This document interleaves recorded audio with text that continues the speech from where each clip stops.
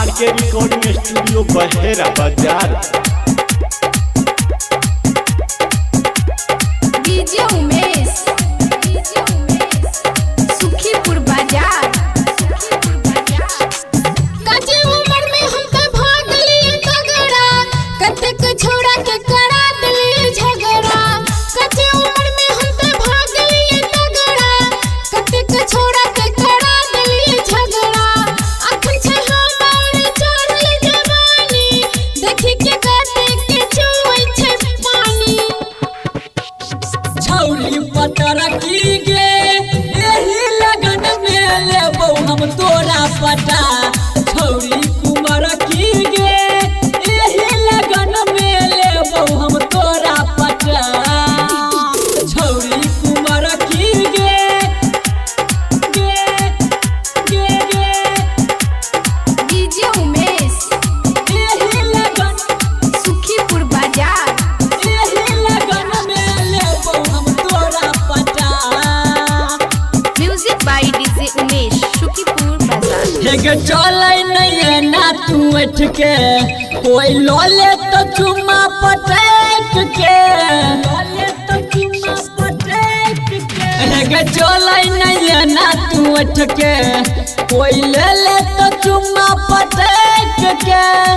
अखन चढ़ल जवानी, तू चलै न छौरा से हट के।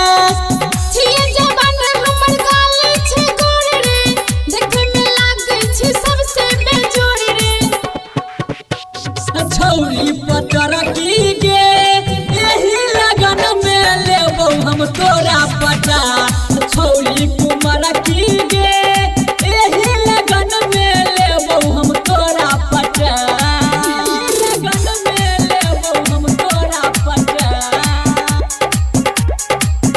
आरके रिकॉर्डिंग स्टूडियो डीजे बहेरा उमेश बाजार। सुखीपुर बाजार। हेगे देखबै ने गाल के लाली, छौरा काट ले तो सेब समझ के। काट ले तो सेब समझ के।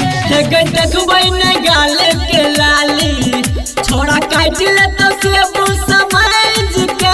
हेगे कहै छौरा के से राधे, हेगे चाट ले तो ठोर के लाली। कहे छो भरती कंचन रे रधवा, एकई मुख में छोड़ा दे बंगड़दा। छौरी पतर की गे एही लगन में लेबो हम तोरा पटा। छौरी कुमार की गे एही लगन में लेबो हम तोरा पटा।